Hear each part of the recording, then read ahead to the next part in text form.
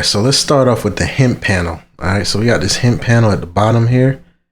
By default, it's going to show you the version. We got version 1.7 here. It's going to show your operating system, system architecture, the plugin type. So right now we got the VST3 and then your serial number.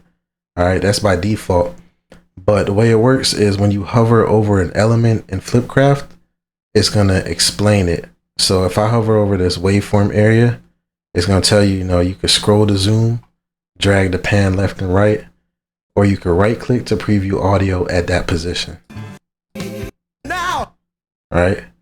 So whatever you hover over is just going to explain exactly what that thing does. So you basically have a built-in manual in FlipCraft. All right. And we have dynamic hints. So let's say I put a slice right here and I start moving it around. You can see in the hint panel, it tells you the exact position, right? In time and frames, everything you need to know. All right. If I start to change the pitch of the sample, you'll see the key, the resulting key change in the hint panel. So you always know what key you're in. If I change the speed, it'll show you the resulting tempo. So it's super helpful. Everything you need to know. If you have a question, just look at the hint panel. All right. And if you go to the settings panel here, we got this little button here where it defaulted to English, but we got, German, we got Spanish, we got French, Portuguese, Italian, we got some for not everybody, but a lot of people. So the hint panel is really useful. Any questions you have, probably 9.9 times out of 10 is going to be, the answer is going to be in the hint panel. All right.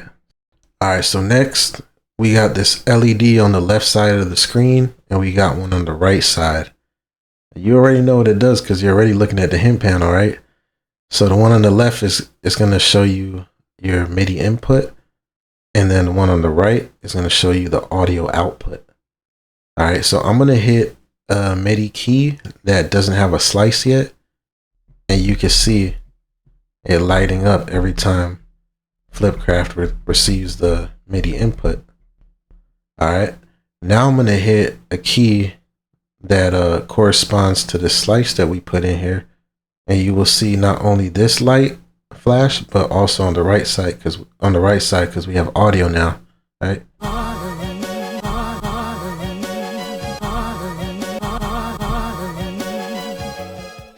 All right, so if you're coming from an earlier version of FlipCraft, you'll notice that the status bar up here looks a lot nicer.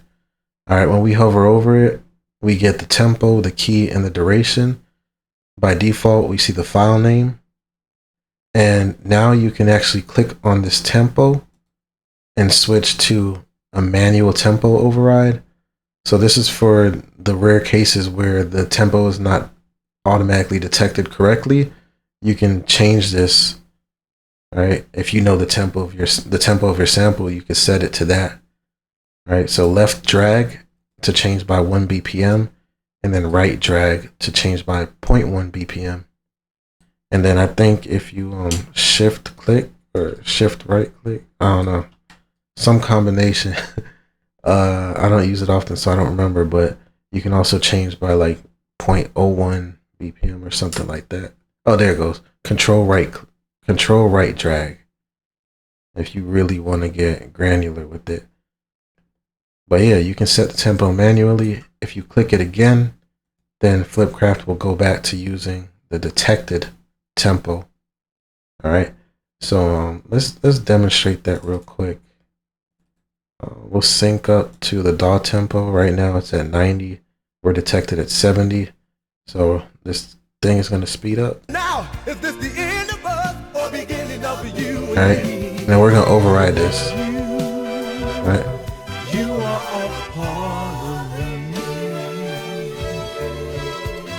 A part of me, a part of my. All right, so you got full control over that tempo sync. All right, the next we have this key over here. It's in the key of E minor. If I click it, then it's going to show you the relative key, right? So we got G major. All right, we can click back. And then here we got the duration of the sample. And when you hover over that, if you look at the hint panel, you'll see a whole bunch of information on the sample. All right, so now I want to show you what it looks like when you're loading a file in. So I'm going to put this sample in with a really long name. And you'll see, yeah, there it goes. It starts sliding, right? So you can see the whole thing. And you see this little thing spinning. Yeah, while it's detecting the key or the tempo, you'll see those little spinners. All right, so now we have this little auto scroll button right here. So let's say we zoom in a little bit and hit play. You can see it's just scrolling, and we could turn that off or turn it back on. And if we're going backwards, you see the arrow flips, right? It works the same way. I might have to sample this backwards.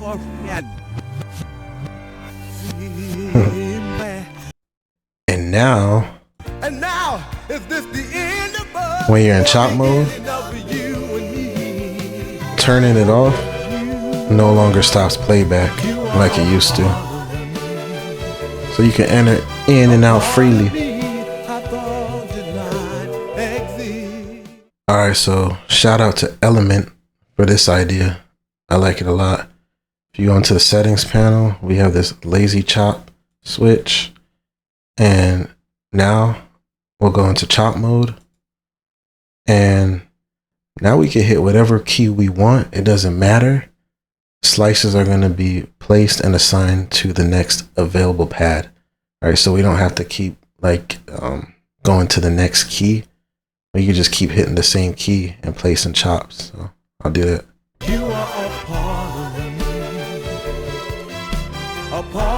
So a nice thing about this, and not only is it easier, but it'll walk across all 4 layers automatically. So you don't even have to, switch layers.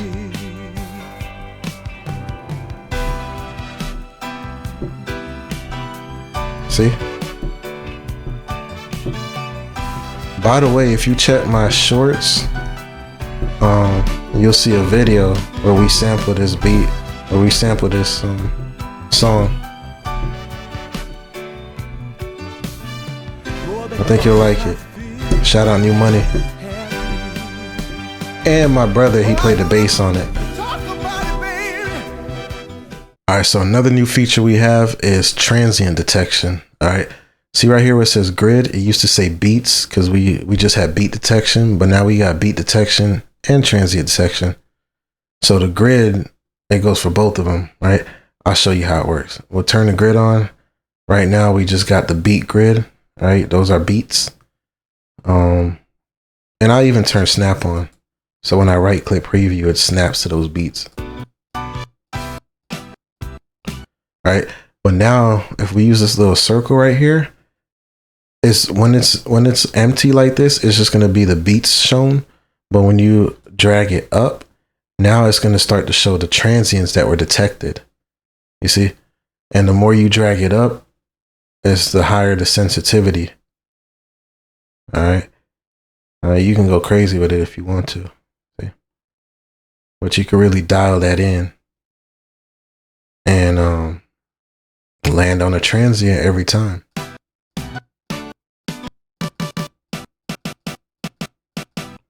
Yes, that's really useful. And it ties into the auto chop feature here. So just like we're able to auto chop on beats, we can now auto chop on transients. So I'll dial this up and this. Let me turn, well, it's kind of hard to see. I'm going to put some colors in here. All right, so you can see we're now chopping along the detected transients, right? And we could just go back to beats if we want to. I'm turning this down. And so now we're chopping along beats, evenly spaced. So while we're in chop mode here, you'll see we also have this new shift control. it's going to shift all the slices by the set number of frames. Now we're talking about frames, right? Which is basically like a sample. So in stereo, a frame would contain 2 samples. But you're not going to really be able to see it unless until I start moving it really fast, or if I zoom in. So we can go forward or backward, right? So you can get a nice little offset as you need it. And let's say you max out, right, to 9999. You can just double click it to reset back to 0 and then just keep going. Right, but this is really meant for small offsets. So you really won't find yourself like having to double click to reset, but it's there in case you need it. Right. And we'll talk about locked pads later, but when we do lock some pads, those don't get shifted.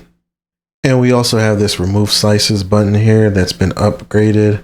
So you have to double click it now, so you don't accidentally remove your slices. So I'm going to double click that and get rid of everything. All right, so for this next feature, I'm going to put a slice in here, and we'll go to the settings panel and we'll take a look at, where is it? Free slice edges, right? That's the default. Right, so it's on, and we're going to look at how that works. When I drag this slice from the top, I can push it right. If I want to move it left, I'll drag from the bottom. And if I do the opposite, that'll spread the slice window open, right? And they'll push into one another like that, right? So they'll move each other. But if you change this free slice edging or free slice edges switch, then you get a different behavior, right? We could still slide like this, but when I go backward, it all moves together. And if I want to spread the slice, then I'll drag the bottom handle, right? But this time, if I drag it back, it's not going to push left anymore, right? And in this mode, I can move the entire slice like that. All right, so I also redesigned the slices as far as how they visually appear. So let's get some slices in here. All right. So you can see first thing, these labels, they only show for the slice that I'm hovering nearby, right? The nearest slice. So that reduces clutter. Before it was shown for all of them. And they look a lot nicer now. And also the layer number is not shown unless it's needed to be shown. So right here, like we got the A11 while we're on layer 3. But if I turn on this button here that shows all layers, now it says 3A11. So you know that this A11 belongs to layer 3. But that's only shown as needed. All right. And then as we hover over the pads, then the corresponding slice will show its label as well. All right, so you get a lot of coherence, right? So we've had this feature called blocking slices right here, this switch. And when it's on, which is on by default, when it's on, slices block each other. So if I play this A10,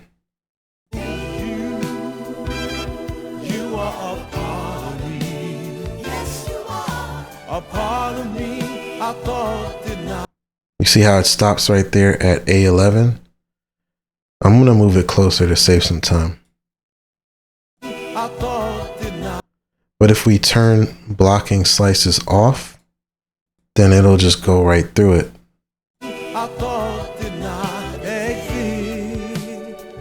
So we need a different stop condition.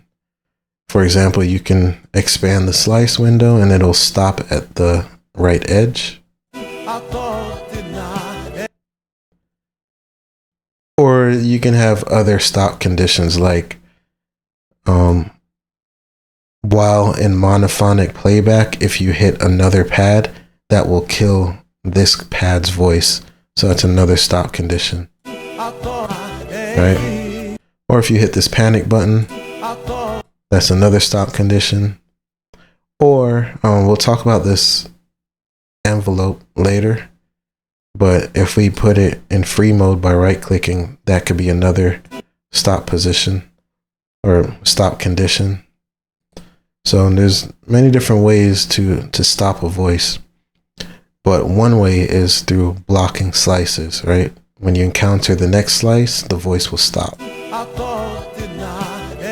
If you have it on. Alright, so that's already been a feature, but what's new is that now it works per layer. So, you know, we have, we'll turn this button on to see all layers, right? And we have some slices on layer 1. I'll take this slice and I'll move it closer. All right. And before, this slice being right here, while blocking slices was on, would stop this voice, even though it's on a different layer. But now blocking slices works per layer. So if you have this button off, you no longer run, well, we'll go back to layer 3. You'll no longer run into the situation where playing this voice stops at this slice that you may not see if you have this off, right? And you'll probably be left confused, like, why did my voice stop right here? Well, that's because blocking slices was working globally, but now it works just for this layer.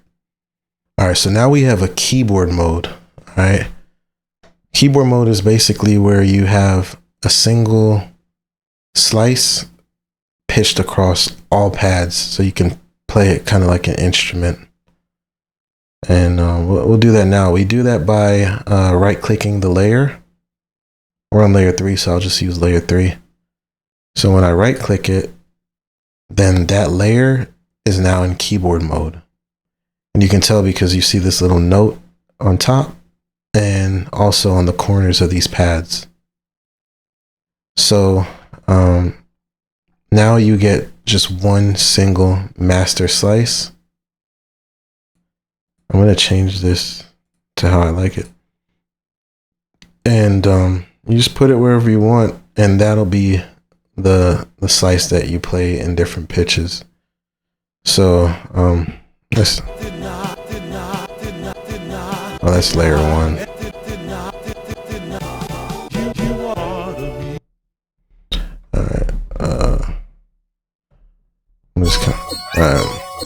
I'm gonna actually use layer 1 just so I don't have to stretch across this keyboard. I'm gonna use layer 1 and put that into keyboard mode. All right.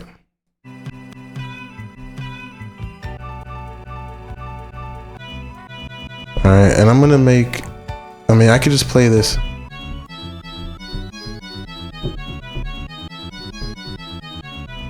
All right, chromatically,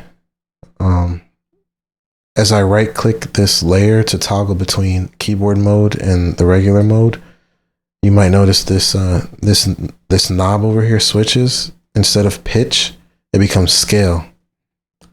And that's because we support 77 different scales, not just chromatic. So I can actually play in like, you know, a major or a minor scale or whatever. I'm gonna leave it in chromatic for now. And then to simulate like an actual keyboard, I'm going to turn on gate for all of of the pads on this layer. So when I let go of the key, it stops right away.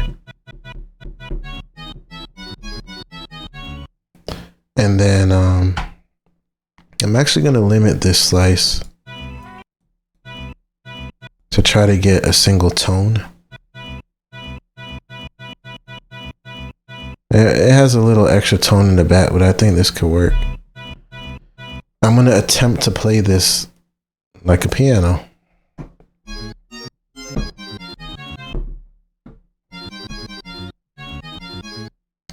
I'm going to turn it on poly. And let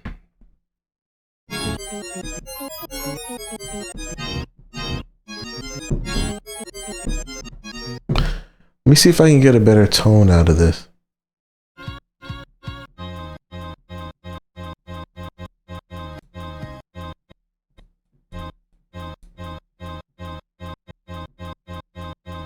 Let's try this.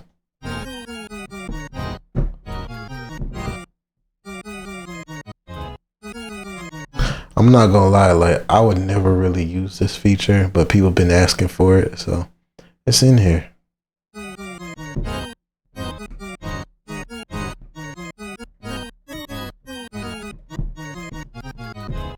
You know what? I actually have an idea. I'm going to replace this with like a synth sound. What's a good synth to use? I'll just use Dune.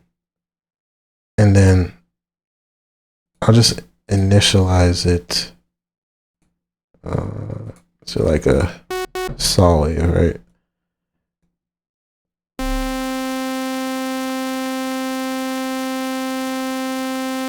Alright, I'm gonna use that as my sample right here. And I'm just gonna drag that into FlipCraft. So now I know it's just a single tone. Alright, we're gonna turn on keyboard mode and set our slice right there. Alright, and we're gonna gate this. Alright.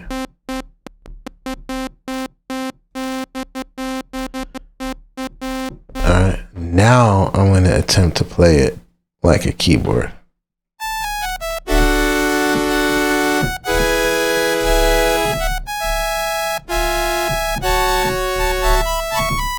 Yeah.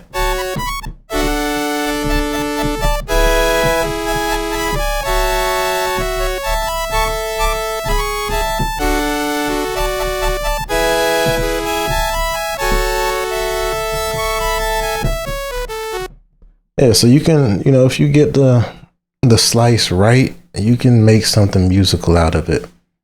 And then remember, we also have this scale here, so you know, you can put it to whatever scale you want and just see what it sounds like. Now, you can actually have some layers in keyboard mode and some not. So you can kind of like mix and match if you want to get really creative. So we are still in keyboard mode with the chromatic scale set. And we can play, let me put this octave down.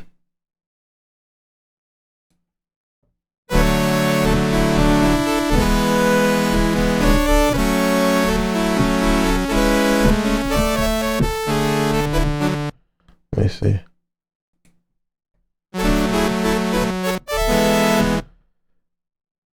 If I wanted to play just white keys, I could turn this switch white keys first, but you have to remember to hit this little button right after you do that. That will remap everything. You should really right click it. Okay, right click it. You know, you can read the full explanation in the hint panel while you're hovering. But yeah, just right click it after you set that, and now you can just use the white keys they take precedence. Right, and I'm gonna change it to a major scale. So now I'm just playing the white keys, and it's giving me a major scale. I can change it to minor, and I'm still gonna play the same white keys.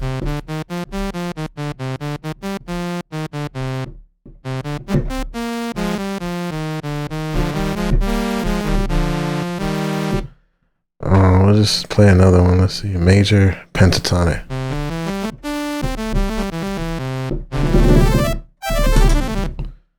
All right, we'll do one more because it's kind of fun. Minor pentatonic.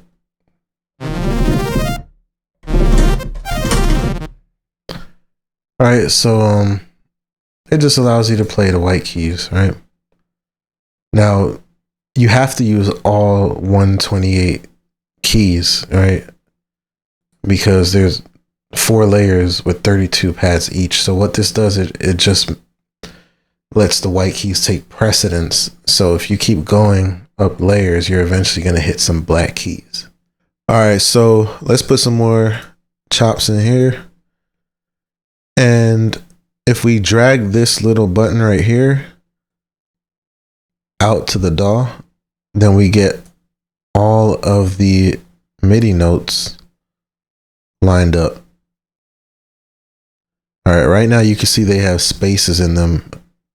All right, they're not completely continuous, and that's because I have the white keys first on. But I'm gonna put it back to default and right click here, and I'm gonna drag it out again. And now you can see they're perfectly linear because it goes according to the MIDI note assignments, right? So when I turned off white keys first and reset by right clicking, it just put all of the pads in order as far as MIDI note assignments, starting from middle C. So now we can actually rearrange all these pads by dragging the top left corner where the label is. So I can move this here and move this there. You know, you can put them anywhere you want. So let's look at this A1, right? Let's say I turn the pitch all the way up. I can now move it up here, and you'll see all the properties stay with that pad. So now B16, it's the same pad, it's just in position B16. It has its pitch all the way up. All right, and one thing to note here is that the MIDI note assignments are now positional. So that means G7 or note 91 belongs to this top right corner position. So it doesn't matter how we rearrange these pads, whatever goes in that position is going to have this MIDI note assignment.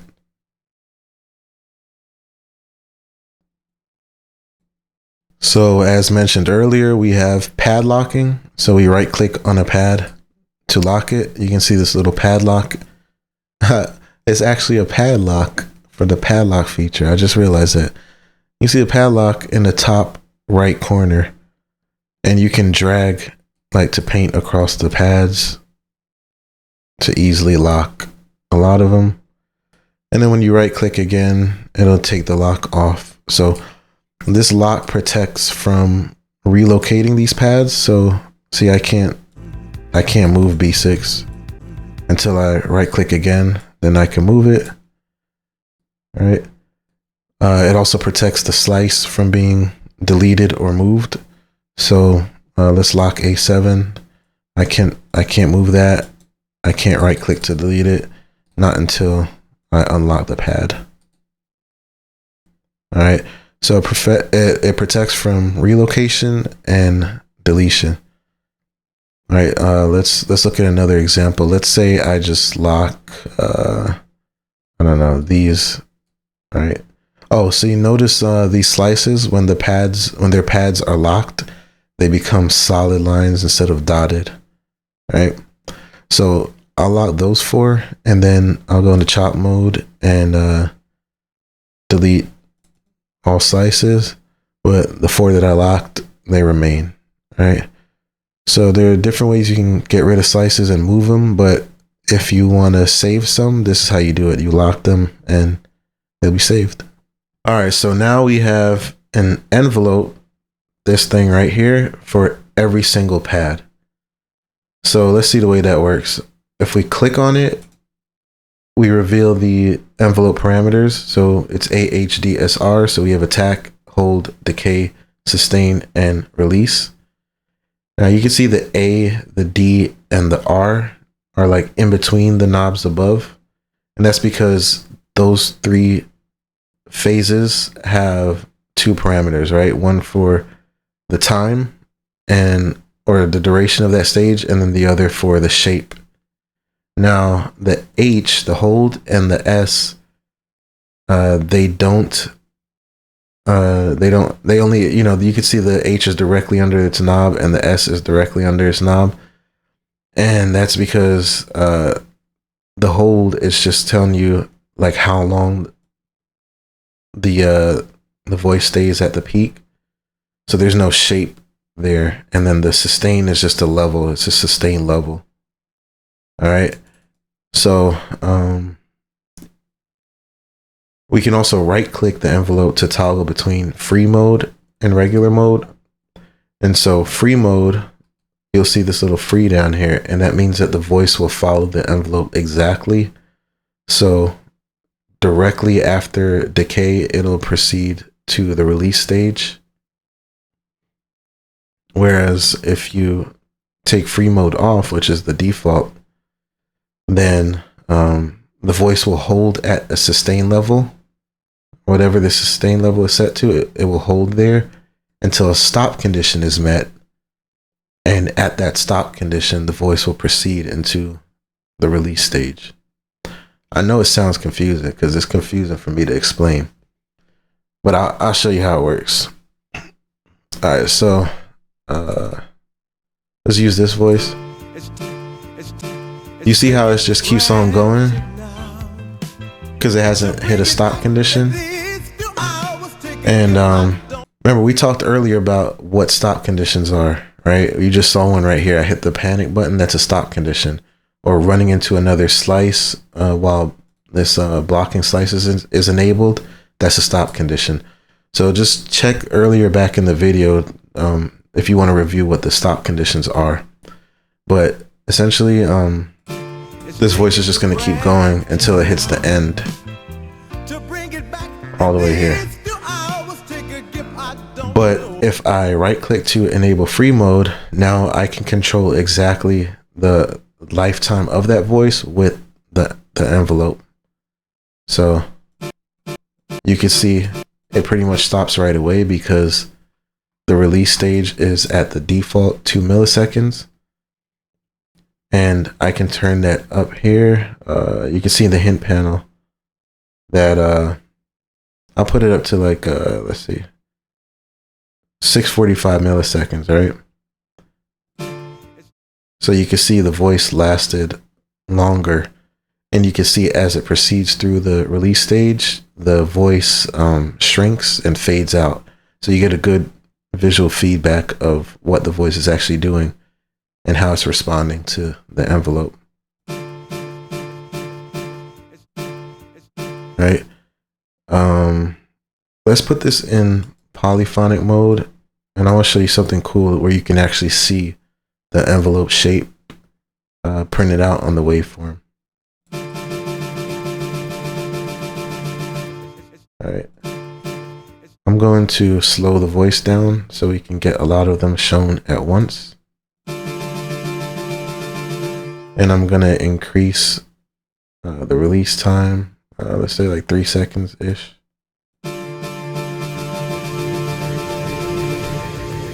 So you can start to see the shape of the envelope when you look at all the voices, right?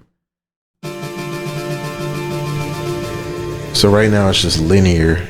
If I change the curve shape, like I'll put it all the way down like this,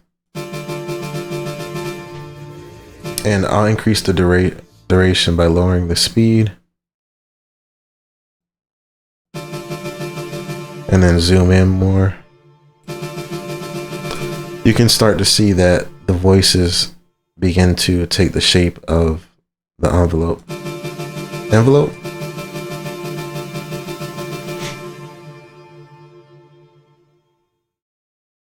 We'll do it this way.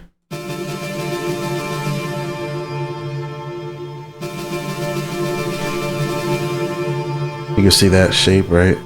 Versus this shape. And you know what? Let's turn the release up more so we can really see what's going on.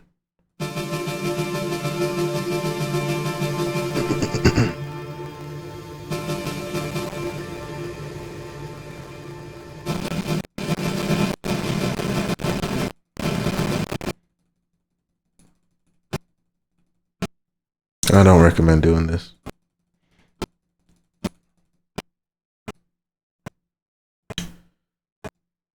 So now it's kind of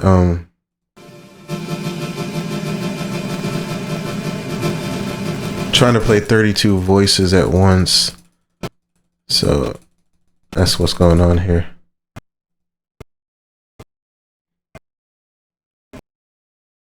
But yeah, basically, you can use the envelope for just fading a voice out.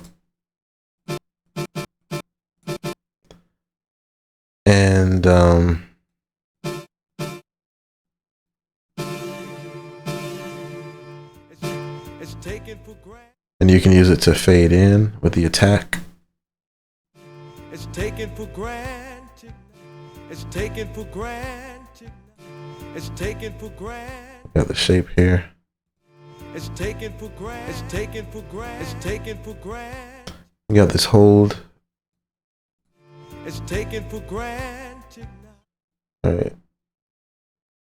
Decay time that kind of just blends into the hold. And then for that decay time, if you turn this decay shape, normally you won't see any difference until you lower the sustain level. That's the only time it makes sense, because you need a new level to decay to. So that's when you'll start to see the decay shape. All right. Man, I'm not gonna lie, this part is kind of hard to describe, but basically you get to shape the volume of the voice over time. That's what the envelope is for. It's taken for granted. It's taken for granted. All right, so I have a kick loaded in here because we're going to talk about the saturation feature. So I think the kicks sound really good through saturation. That's this knob right here, the drive knob. It controls the amount of saturation on that given pad or slice. And we have two modes. We have tape, which is the default, and we have tube. So when this is at 0%, the saturation is completely off. So this is what my sample sounds like. And I'll start to turn the drive up.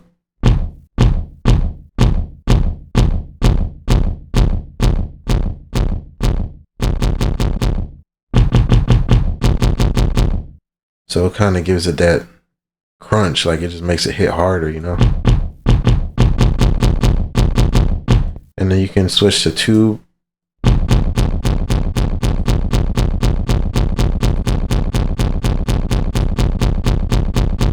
So you can hear a little difference there in tone. The tube usually sounds a bit brighter, I would say. I prefer the tape. But you know, you can really just dial in the tone that you're going for.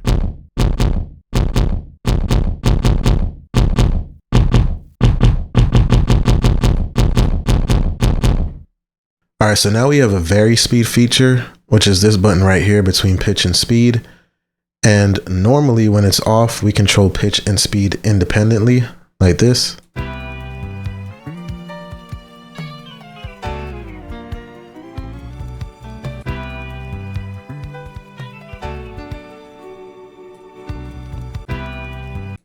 But with vary speed on, we can control pitch and speed together.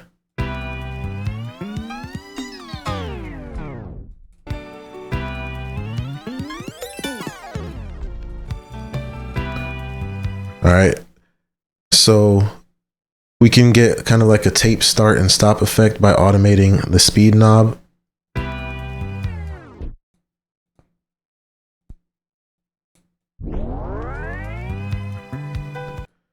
Or we can use the dedicated start and stop knobs that work on trigger to get that tape start and stop effect. And they stack sequentially. So the start phase goes and then the stop phase follows. So here it is. And looking at the hint panel, you can see the exact amount of time for each phase. So there's a start, and we'll do the stop, and then we'll combine them.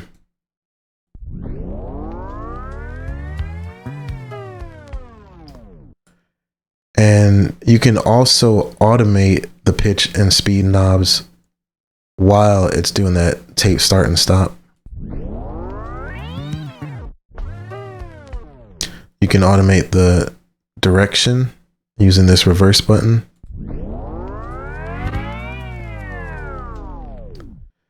And we also have this slip button, which is, it's independent of vari-speed. So you can use it in vari-speed or not.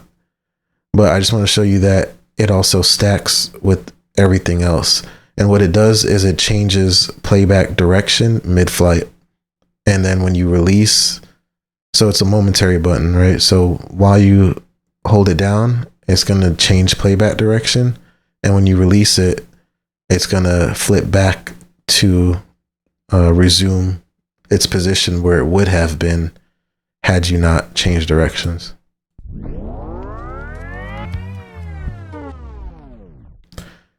And let's try that without vari-speed.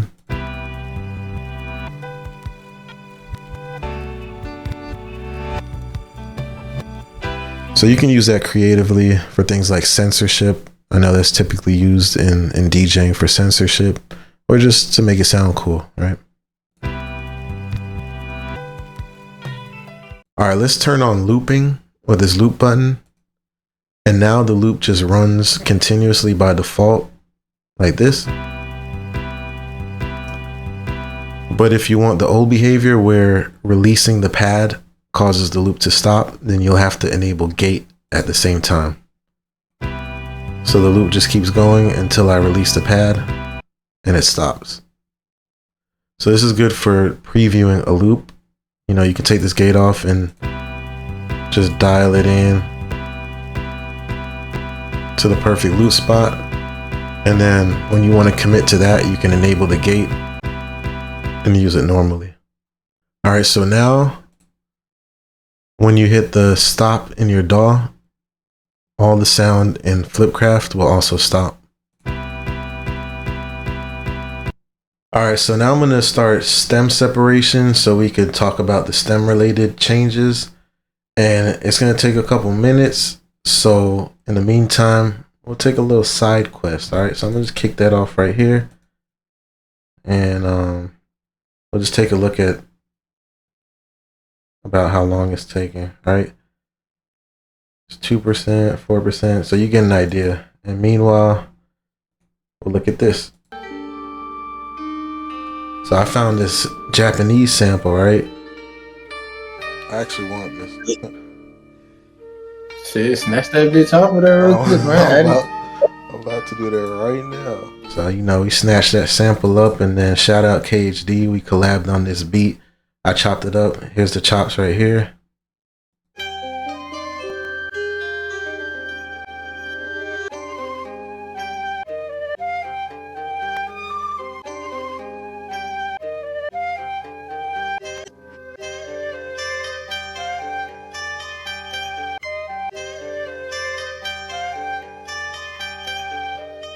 So that's pretty much the chops. Let's see where we're at.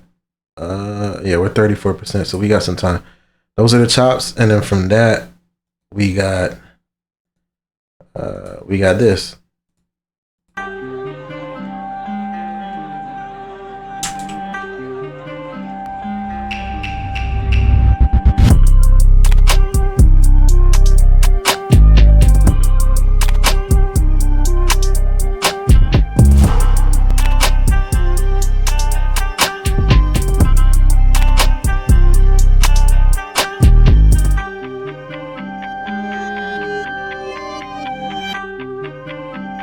Your kung fu is pretty good.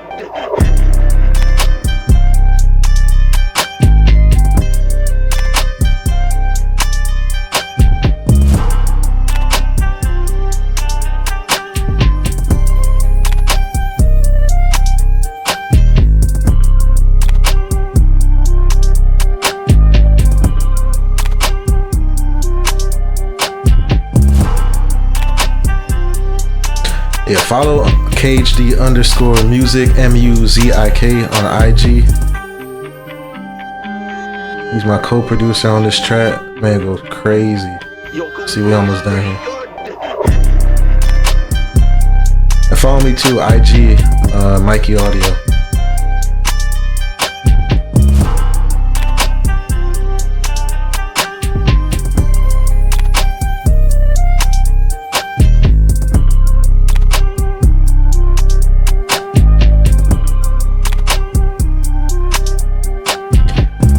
So that's enough of that.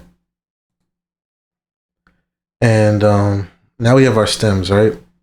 Drum, bass, vocals, and other.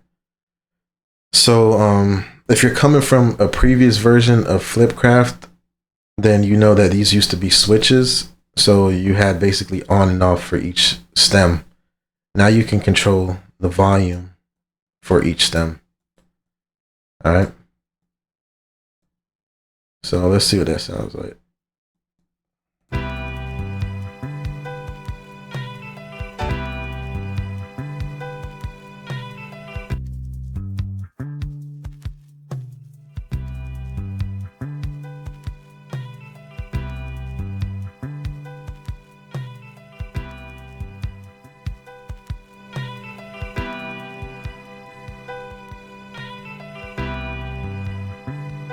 Yeah, that I've used that a lot already. It ends up being really useful.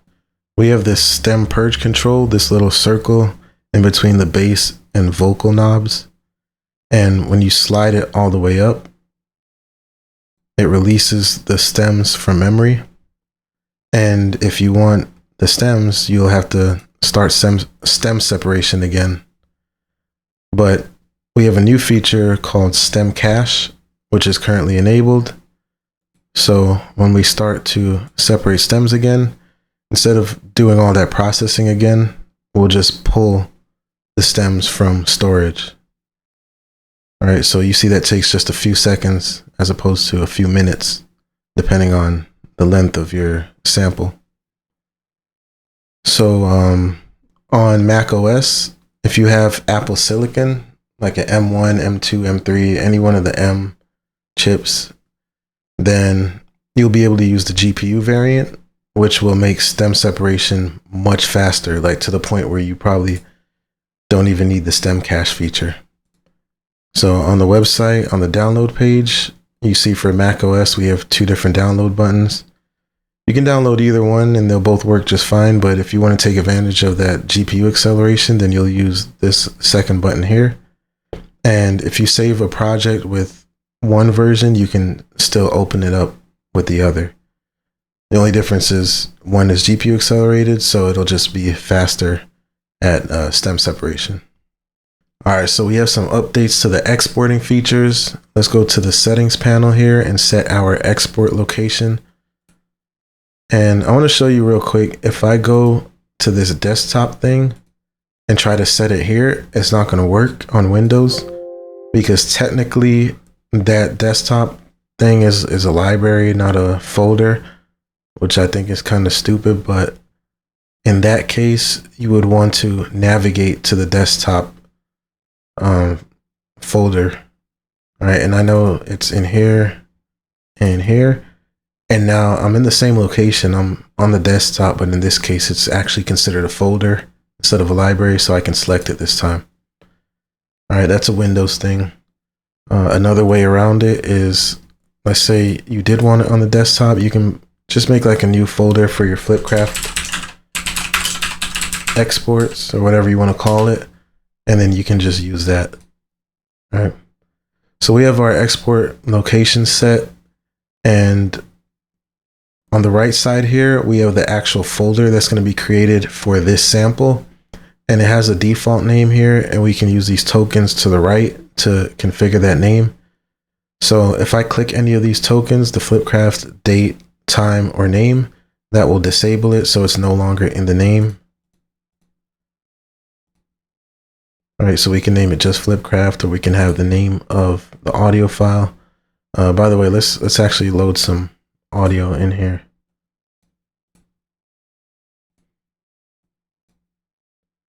All right, so you can see the name of the file here, and we can enable and disable any of these tokens. We could also drag to rearrange them. All right, and doing all these things just customizes the name of the output folder. We could also right click the date and time to change the date and time format. You can see it updating on the left there. So basically you just use this to customize the name. And then here we have the delimiter. It's a dash by default. And we can, or actually, is it a dash? Or maybe it's an underscore.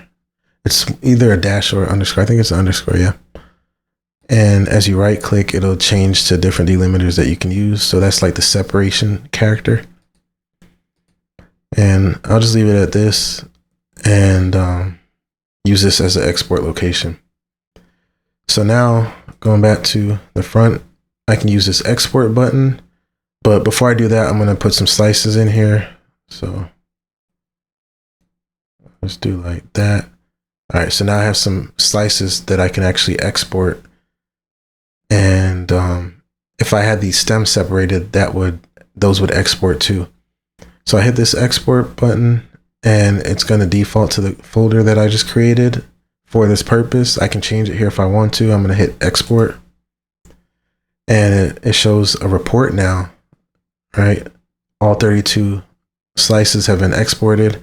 We didn't have our stems separated, so no stems were exported. We just hit OK. And now we have these slices in our folder. So I'll go find that on the desktop. FlipCraft exports. This is the name of the folder we created. And we have slices in here. Your kung fu is pretty good. All right. Another thing we can do if we just want like one slice to export into our DAW is now we can just drag the bottom right of a pad like this and just put it in the DAW like that. All right. Or really anywhere you want to.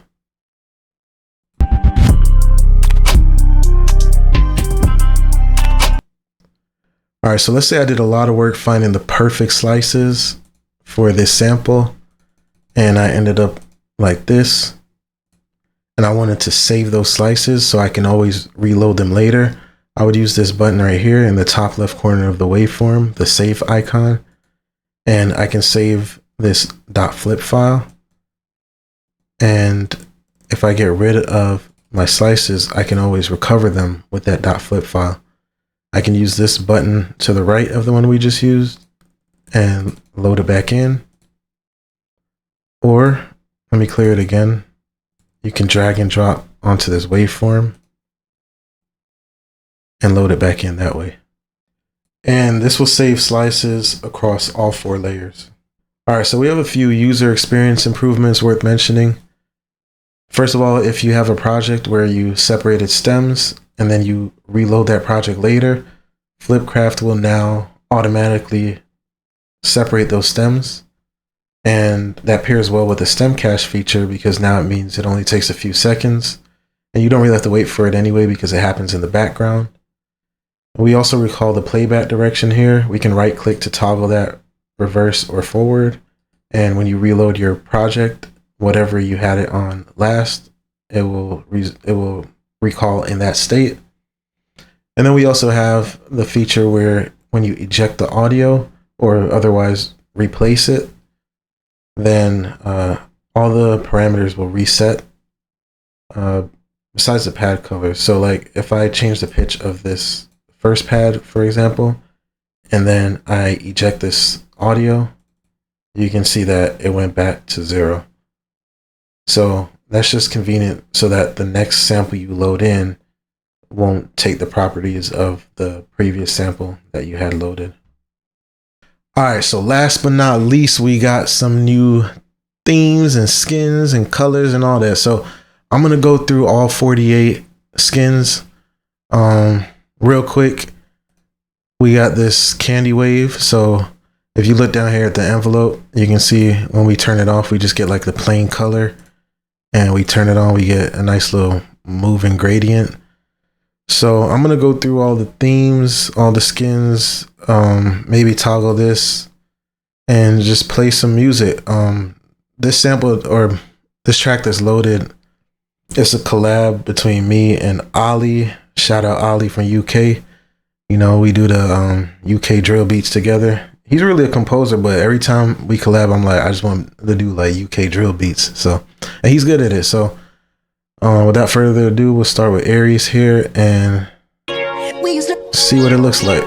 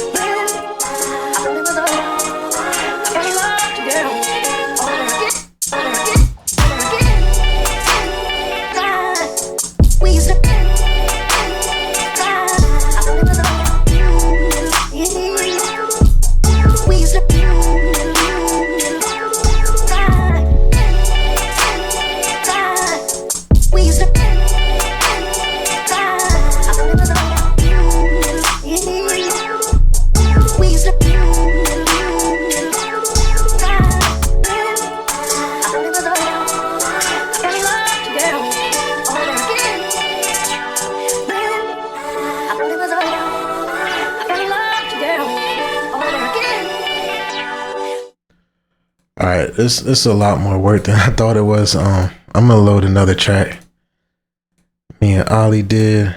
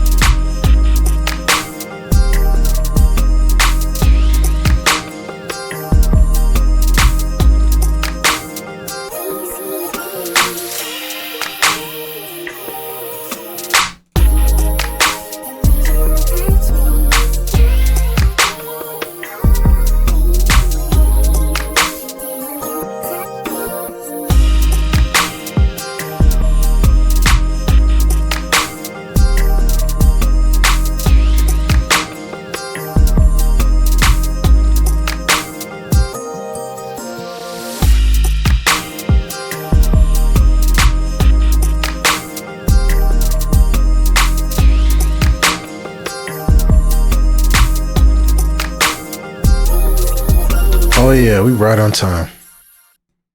All right, that's all, folks.